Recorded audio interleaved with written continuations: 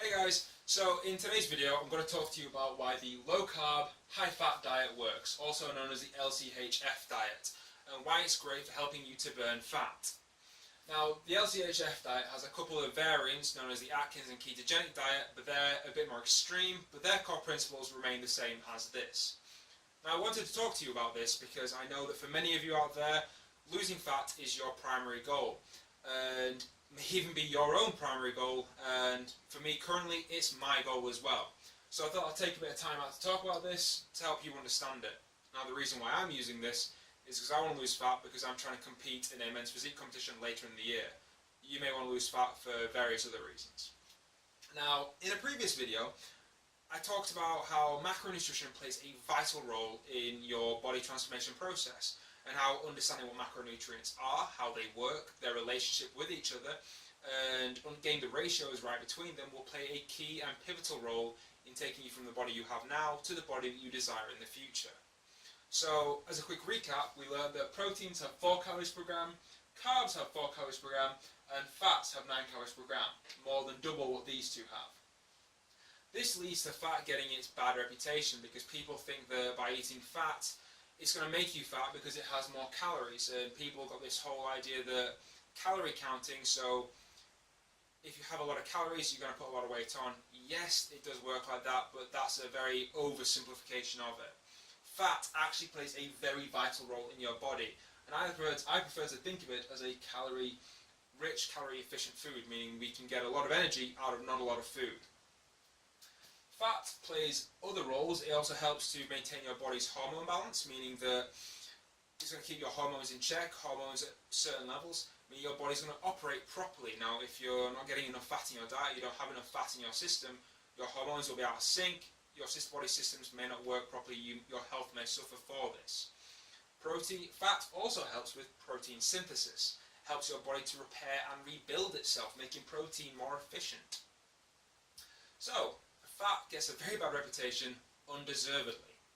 Now the LCHF diet has a very simple ratio. Now the ratio that I'm using on this principle is 35% of my diet should be protein, 25% of my diet is carbs, and 40% of my diet is fat. So you can see fat being the clear majority there.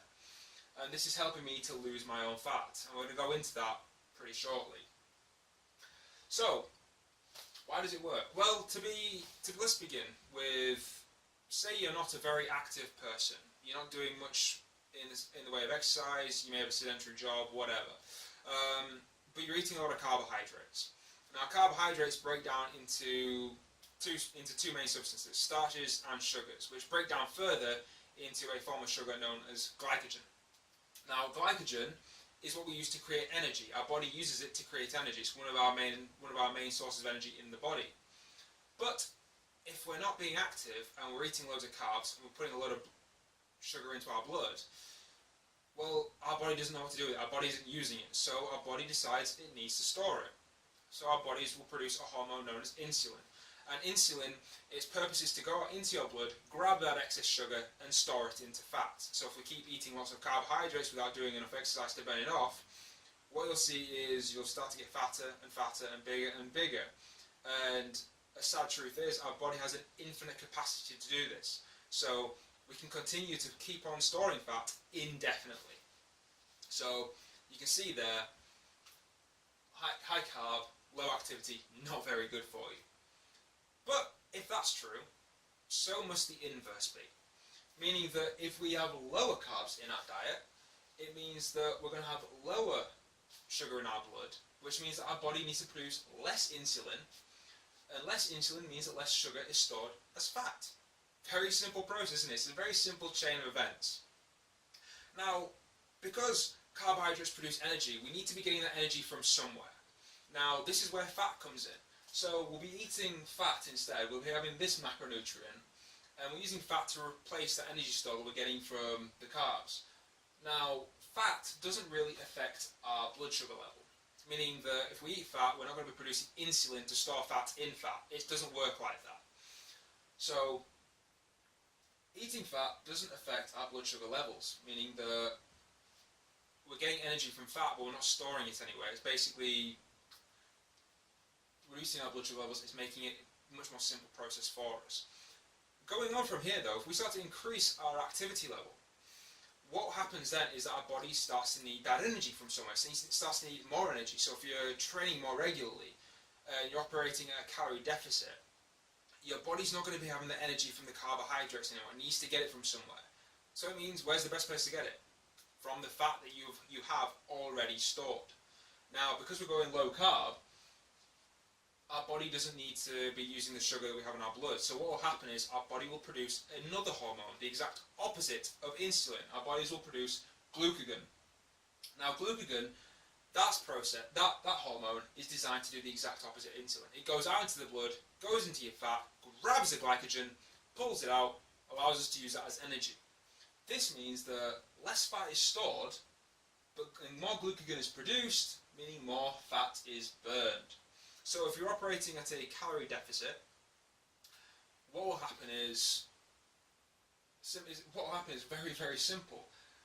You've got less energy from the carbohydrates, so your body needs to get the energy from somewhere, gets it from the fat, your body produces glucagon, glucagon goes into your body, grabs the glycogen, uses it as energy. And because we've got quite a bit of protein left over in our diet anyway, we're not going to be losing much in the way of muscle mass, meaning it's just fat that you're losing, or predominantly fat, which is a very, very good way of doing it. So key things are, you need to be active, for one. If you're not being active, this is fairly useless, as is pretty much any diet structure. You need to be doing the work to make the most of these. These diet systems, this diet structure, we can think of it as the platform with which our workouts will get the most out of. Our workouts, which should be bespoke, which should be tailored specifically to our goal, will make the most of this. It will help us to get the most out of these workouts, which will then amplify our process, making it far more efficient, getting you the body that you want far more effectively. So I hope that this has broken it all down for you in a much more simple way. I mean, there's a lot of science that goes behind the scenes of this, but I'm trying to make it as simple as possible for you so you can understand it. I mean, you've got the bullet points here.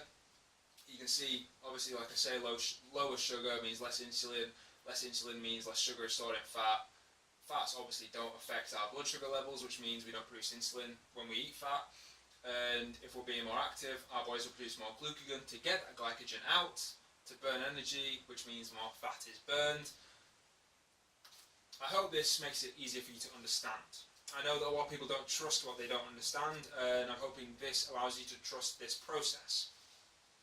So, in recap, the LCHF diet, or low carb high fat diet, you can apply this ratio to it.